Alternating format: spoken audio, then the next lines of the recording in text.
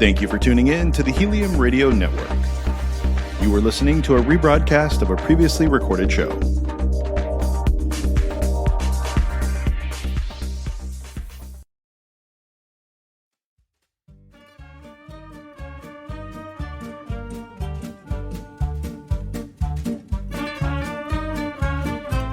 Welcome to the Insurance Sucks podcast. Yeah, we know it sucks, but you have to buy it, and you probably don't have the smarts to figure out what you need or where to find it. That's why you should listen to Eric and Daryl, brought to you by QuoteSavage.com.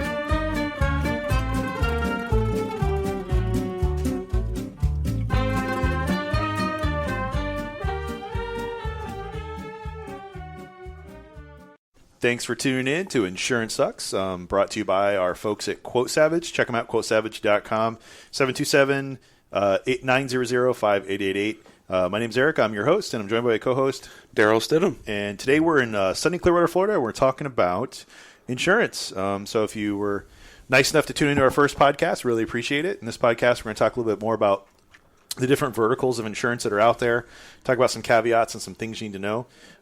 Pretty much Daryl's wheelhouse or his focus is life, auto, and homeowners insurance. So we're going to do a lot of talking about that today, describing it.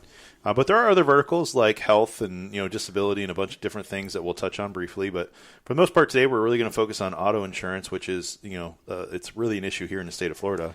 Yeah. I mean, a lot of places actually probably, but here it's pretty prevalent. Also, homeowners, we have a lot of issues with getting hurricane coverage and things like that in the area here, especially since we're so prone to flood from rain or tropical storms or hurricanes. So we're talking a little about that today. Yeah, just a little bit. And then the most important thing, which everybody overlooks, is life insurance. So many folks, I hear you say time and time again, Daryl, GoFundMe is not life insurance. GoFundMe is not life insurance. You should copyright that or trademark it. I wish I could. I saw it on a meme. Oh. I wish I could do that. The big thing is we can talk about auto, we can talk about home, we can talk about disability or long-term care or health insurance. And Eric, you may and probably will use all those things. If I haven't already. Right. Already. You'll file the claim, you'll get paid. But I guarantee you're going to use life insurance. Oh, yeah. Because you're unfortunately, we're all going to die, right? That's the kicker. So yeah. I think let's lead off with the most important thing I do in my day-to-day is life insurance. And we could talk about all different things. The one thing I will say, again, GoFundMe is not life insurance. Most of those campaigns end up well short of their goals. They usually raise about $2,000 to $3,000, and GoFundMe takes, I think, 20% off the top. Yep. It's expensive to die. I mean, a lot of people think that you don't need that much money to cremate or bury, but coming from someone who recently had to cremate and bury a family member, just to have a basic service, cremation and a headstone was almost $10,000. Yeah, the average cremation, and this is a year or two old now, is about $7,500. Yeah. The average burial is about $17,000. I'm sure those numbers have gone up, and they will continue to go up. But that's only one aspect of it, right? Yeah. So not only do you die, you have to be buried. That's a cost. What about your bills? Yeah. What about your assets, your home, all the stuff you got to sell and take care of? Yeah. One thing in Florida, if a credit card is only in your name and you die, that debt dies with you, but the mortgage doesn't die with you. The other things don't die with you. Your auto payment doesn't die with you. It's just that credit card debt. You mean you can't take it with you? No, it just dies. It goes away, and then you leave it for everybody else, right? Yep. Or let's say you're gonna leave your children $1 million. Well, the estate tax on that now is nearing 40%. So you're really gonna leave them $600,000. Well, if you left them $1 million in life insurance, that money's tax free, so they get the full $1 million. Yeah. If it's in a bank account, it's not. It's not. Yeah, it's really interesting to go through. Recently went through that process when my father passed, and he had actually cashed out his life insurance policies to live on because he was struggling in business and doing so. When he passed, he had somewhere upwards of $130,000 in his checking account. Now, that was his combined personal and business account. So they were both. He was taking personal expenses out of his business account. but he hadn't paid taxes. He was behind on his mortgage. He had all kinds of bills that were up. So by the time we had paid everything off, satisfied his liens on with the IRS, taxes, all that kind of stuff, walked away with $6,000. Well, there you go. And literally had zero life insurance other than a policy that a family member had purchased. So after we went through, it took 4 years to go through this whole process and close the estate and take care of and paying all the bills. Once we gotten through that process, we literally got an email from an insurance company or a phone call from an insurance company that says, hey, we found this policy. It's $1,600. Somebody bought a Gerber life insurance policy when he was like 6 months old that was only worth a couple $1,000s. It had matured, and it was like $1,600, $1,800, something like that. And, of course, split between all my siblings and I, we each got $400. Well, there you go. I mean, hey, it's better than nothing, right? But it's funny that, you have over $100,000 in your checking account and no life insurance. And then, the flip side of that would have been better off if he had no money in his checking account and had life insurance. Right. I had a financial advisor tell me one time, he goes, dying is expensive. Yeah. Right. And it is when you look at everything else. And that's why life insurance is so important, because you want to make sure that those things are taken care of. Your family's not dealing with it. They're going to have a hard enough time dealing with your loss. Yeah. Don't let them have to go through financial struggles because you're no longer here. Well, life happens. Who knows what happens? Like, I don't know if I'm going to outlive my wife or my wife is going to outlive me. I don't know if, we all die in a car accident and our parents end up here. You never know. She's going to kill you, first of all. Probably. Yeah. I'll die a lot sooner. But the whole point I'm saying is you never know what's going to happen in the end. You don't know who's going to outlive who or how that's going to play out. And for me, I'd rather be prepared, and my goal is that I don't care. I'm dead. I don't care what you guys do with me. Stuff me, put me in the corner, have a bonfire, Viking funeral. I don't care. I will be dead. You don't have to have a big ceremony for me, So if that's what everybody needs to do to move on and grieve, and that's part of the process for the living, great. I want to make sure there's enough money for someone if they want to do that. If they want to just cremate me, put me in a wall somewhere or put me on a mantle, that's great too. But I want to make sure there's enough money to take care of that. But I also want to make sure that if I'm if my child is not of an adult age and I'm to pass, that there's enough money for my wife and my child to be taken care of. Like, pay off the house, pay off all the debt, the bills. Like, if I have a car payment or if there's something that needs to be paid off when I die, right, walk away debt-free from my death and have enough money in the bank to live on. Because I know if I was to lose my wife, I wouldn't want to go back to work right away. I'd want time to grieve, relax, get back in the right headspace. I wouldn't want to have to be like, okay, my wife died on Friday and I got to go back to work on Tuesday. Yeah. After the funeral. I don't want to do that. Yeah, no, those are some of the things people don't think about. Right. But why don't you? I mean, that's like some common knowledge right there. I mean, but people put it off. They put it off. They put it off. And you mentioned something about keeping the house. You didn't mention college savings. Well, thank you. Yeah, you're right. Absolutely. So if you were to pass away before you saved enough for your child's college, life insurance could help fund that for them, so they don't have to go in debt. So now you're not only providing a home, and now you're also going to provide for their future, which it's like, for me, it's legacy building. Yeah. Right. And that you're able to do those things. It's tough when people don't think about it, and I don't know why anyone would put off something like that. So to put it in perspective, I don't the exact dollar amount. I don't remember. I either have $150,000 or $250,000 in coverage that I've actually purchased from Daryl here, who's helped me out with life insurance. And my cost is less than $30 a month. I think I pay $25 or $27. It comes out of my checking account. I don't even look at it because it comes out every month automatically. It's $250,000. Okay, for like $27 a month or something like that. Yep. Now, granted, I understand I'm younger. I may not be in I'm not in my best health, but I'm not in poor health, and I may not be as good of health as someone else that would apply for life insurance. But let's just ballpark it and say $300 a year. On average, if I'm paying $30 a month, give or take, for $300 a year, why would you not protect someone's future for that little bit amount of money to have $250,000 of the coverage? I mean, $250,000 can do a lot of future and legacy building for somebody. It absolutely can, and I can hear some of you listening rolling your eyes. I can actually hear that right now, and you're saying you have life insurance to work. So my question to you is, are you going to work until the day you die?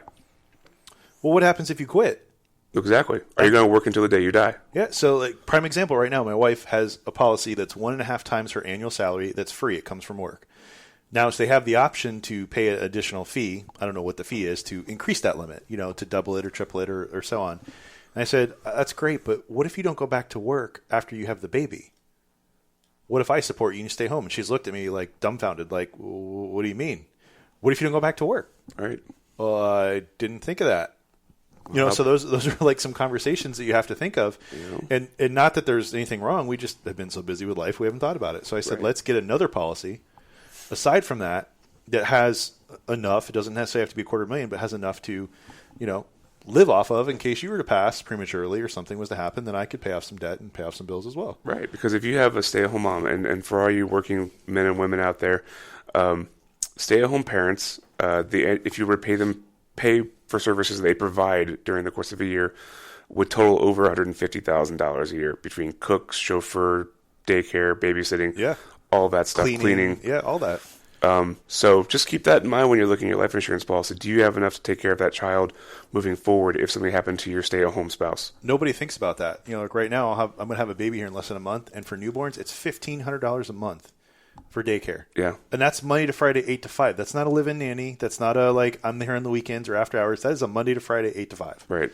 Which is insane to me. So you're going to pay damn near $20,000 a year for childcare for a year. That doesn't include diapers or food. No, or transportation clothes, or any of that stuff, you know. So it's pretty shocking that people don't think about it in that perspective, and it's given me a new perspective on how to think about things, you know, financially. Like, is it a risk? Is it a liability?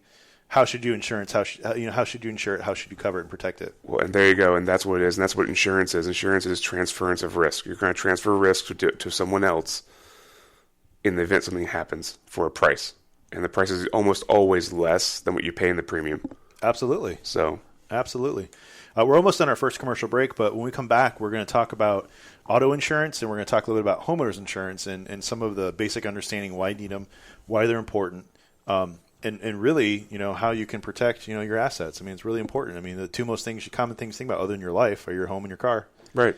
You know, most everybody has them. Most everybody wants to protect them. So you hope so. Yeah. You're listening to the Insurance Sucks podcast here on Helium Radium Network. Check out our sponsors on this commercial break, QuoteSavage.com. Check them out. Ask for a quote or give them a call, local 727-900-5888. I'm your host, Eric Remmel, joined by my co-host, Daryl Stidham. We'll be back after this commercial break.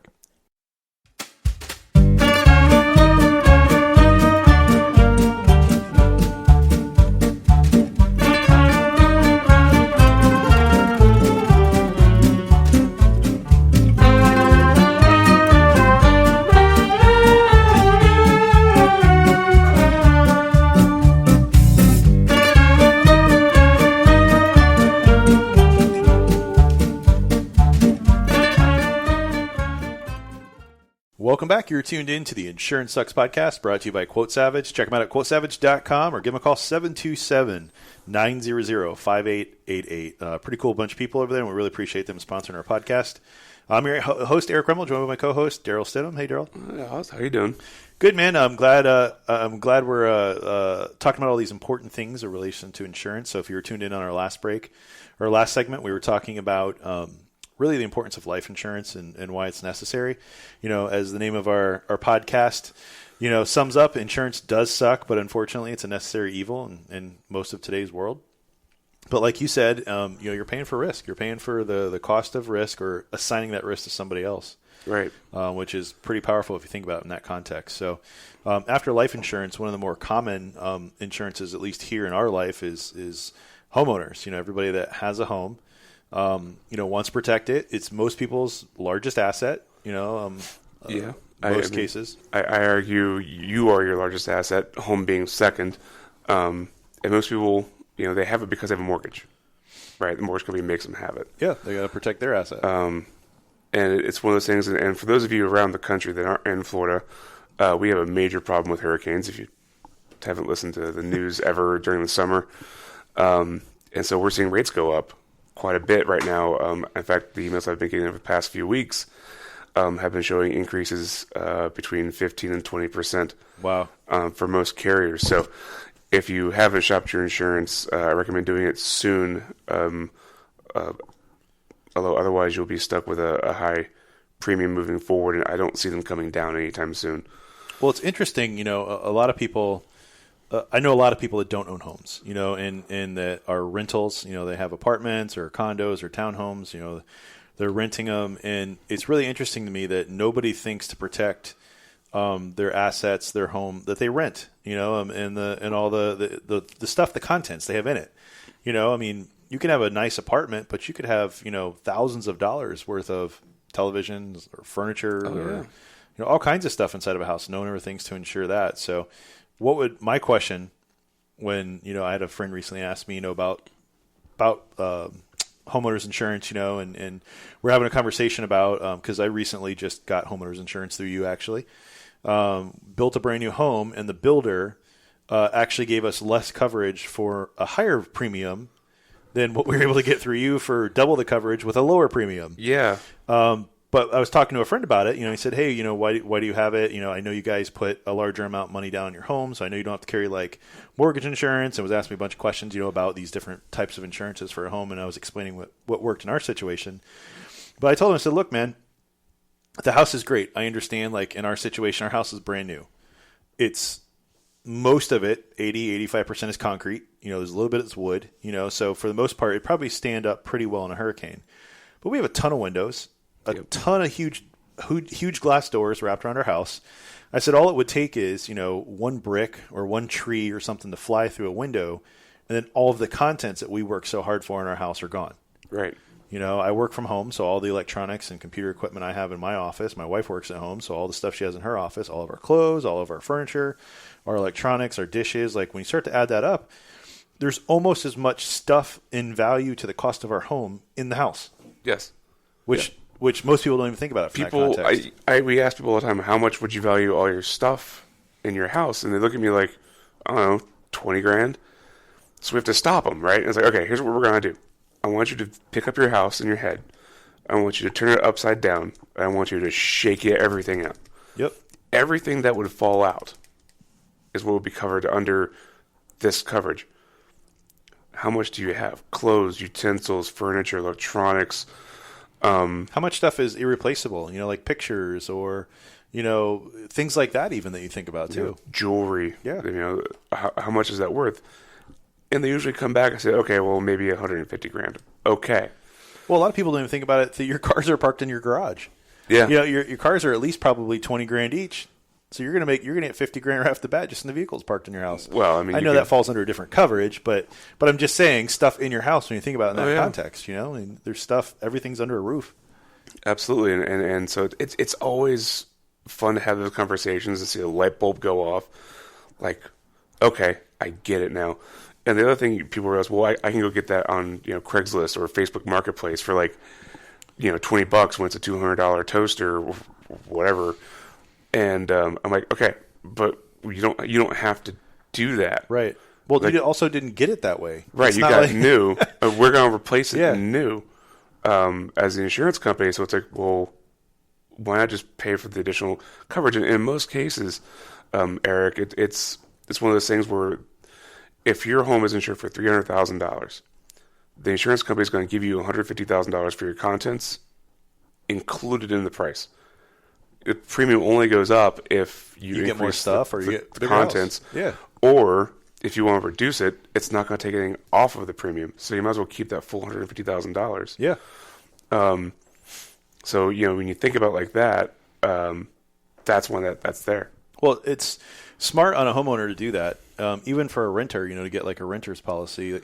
I think the most I've ever spent on a renter's policy in all the apartments I've ever lived in was probably $150, $200 a year. A year. A year. And we do the math. You're like, okay, $10 a month. Mean, it's easier just paid up front, but when you do the math, it's nominal. And when you start to talk to people, it's like, well, why would you? Because I had a buddy, like, why would you get renter's insurance? For me, it started as the apartment complex once upon a time because I lived in multiple apartment complexes. It was a requirement. You have to have it in case there's a flood or something. It's trip and fall. Right. We want ourselves protected. And I didn't know anything about it. Looked it up and said, wow, why didn't I have this all along? Yeah. I mean, it makes sense. It's really inexpensive. And again, it's not a trust of you. Right. It's a trust of the people around you. Well, yeah, because what if the guy above you leaves a faucet on and goes out to work, and then it floods, you're the floor below, and now your stuff's ruined because the guy above you was careless. Or the people next door to you leave something on the burner, catches fire, your unit's fine, but everything smells like smoke. Yep. That's an insurance claim, and your stuff will be covered. But people don't get that. They don't think about it. You know, I think a lot of people don't assess, like they say things like, oh, that won't happen to me, or, you know, that'll never happen, you know, or they get those things in their mind like that only happens to careless people. I'm not careless, you know, and I can't tell you how many people I've run into in my everyday life that professionals, you know, folks that just have those stories like, hey, I was growing up and my house burnt down. Oh, yeah. Or, you know, I was in a hurricane and our house blew away, you know, and it's just everyday people. Yeah, it's not because they were careless. It just happened to them. It's there are such things as accidents. They do happen. And it might be you. It could be the fault of someone else, or it might be your just carelessness. But it can happen, and people that don't think it can happen to them are the ones that end up paying dearly down the road. Absolutely. I can't imagine if I had, you know, if I didn't have homeowners insurance and my house was to, for example, burn down or blow away. I can't imagine what that first thought is even like, going, well, crap, I have to replace everything I own. Where do you even start? I mean, probably the clothes on your back, because you're probably wearing what clothes you own. Yeah, that's what you have. You know, no place to live, nothing. Right. So, I mean, where do you even start? I can't even fathom that thought, you know. So, to me, it's, and the cost, I mean, like, I'll be happy to share how much I pay. I mean, I think we pay around $1,000 a year. Just under. For our policy. So, I mean, if you think about it in that context, you know, you're spending less than $100 a month. Yeah. To fully insure a home. And we went crazy. We got like dog bite protection and all kinds of other stuff, you know. And our dog, if anyone knows it, she would not hurt a fly. She'd lick you to death. Yeah. But just in case something happens, you're covered. You're covered. You know, it just makes good sense. Yeah, absolutely. Absolutely. So we need to jump over to auto real fast. Yeah, we're almost out of time on our podcast here. So tell me about auto insurance. I mean, I know you said there's 27% of people in Florida that drive around no insurance, right? So just real fast, there are 3 coverages that you know for auto insurance. There's coverage for other people. That's your bodily injury liability. That's going to protect your assets if you were to hit someone. Then there's a property damage liability that covers cars that you hit, property that you hit. Now, people think, well, I don't need very much. I'm like, well, think about this. How many new cars are there for sale for less than $25,000? Not a lot. Not a lot. Most people carry between $10,000 and $25,000 in property damage. Oh, interesting. But what happens if you rear-end a car, that car rear-ends somebody, and that car rear-ends somebody else? And there happens to be a Ferrari in the front. A Ferrari, a Lincoln. A Tesla. Yeah. Okay, now you're looking at hundreds of thousands of dollars in property damage liability. Yeah. What happens if you you run into a building? Hit a street post, lamp post. Hit a tree. Yeah. Well, trees aren't whatever, but a lamp post, yeah. Right? And that's $50,000 right there. So that's for other people. Then you have yourself. So that's going to be the uninsured motorist liability and the PIP and the med payments, all that good stuff. That comes to that pays you if someone were to hit you or you have an accident. Now, PIP in Florida, we're a no-fault state. First $10,000 of your medical bills comes from PIP. After that, it's on your health insurance, your uninsured motorist, or the other person's liability. And then you have coverage for your car, right? That's the comp and collision. Think about it this way. If you hit a car, it's collision. If anything else happens to your car, that's the comprehensive coverage. Sheet of drywall flies off a truck in front of you, or... It's comp. Yeah. Hit an animal. It's not collision. It's comp. I still remember that from working at Allstate. If you're driving down the road and a deer runs in front of you, the option to swerve and hit a bridge or hit the deer, hit the deer. Hit the deer. All day, hit the deer. You know? Also, fun thing, in Florida, if your windshield's cracked and you have comp, it's a free replacement. It only counts for the windshield. Side and rear windows aren't covered in that. Oh, you have interesting. You have to pay the deductible. Those are the quick and dirty coverages. And we can get to everything else, but basically what you needed to know is if you have a home, you own your home, insure it. The minimum I like to write for an auto policy is $100, $300 on the BI side because it helps protect that asset. Well, and then you start to think about, too, family. You know, you start to have a husband or a wife or a kid or a dog or all these things in the car, too, when you get in an auto accident. You know, you got to have enough coverage. Right. And if it's, heaven forbid, a really bad car accident, you could need a lot more money. You could, and let's not forget that there are companies now that offer accident forgiveness, and it's super important to have. If you get in an accident, those companies are not going to raise your rates because of the accident. We've all been there. We've all had accidents. Our rates go up because of it. Won't happen if you find a company with accident forgiveness. Allstate happens to be one where we have unlimited accident forgiveness available. Oh, that's nice. Yeah. Well, we're out of time for today. I know in our next podcast we're going to get into talking about the specifics of auto insurance. and a few other types of policies and things you need to have. We're going to talk about different types of insurance too. We're going to talk about Keyman, disability, all types of different insurances that you can carry for your business or for your person. We also have some guests coming up. We're going to bring in a few specialists in the homeowners and home arena. We're also going to bring in some medical professionals to talk to us about some of the pros and cons of treatment in auto accidents and things of that nature. Some stuff you need to look out for, things you need to learn. So always make sure you tune in. We'll be here each week on the Helium Radio Network. And show our sponsors some love. Visit their website, quotesavage.com. Give them a call, 727-900-5888. They'll be happy to help you out with any insurance your needs. So as always, I'm your host, Eric Remmel, and this is my co-host, Daryl Stidham. And we're signing off, and we'll catch you next week. Thanks for tuning in to Insurance Sucks.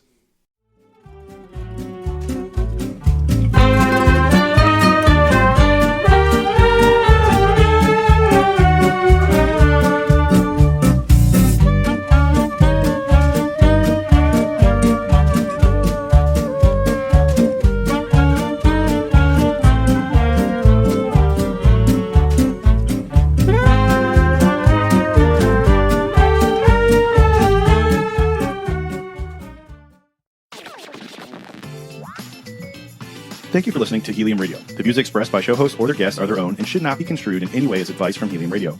We make no recommendations or endorsements for radio show programs, services, or products mentioned on air or on our website. Personal perspectives expressed by the producers, writers, and editors will always be presented as such.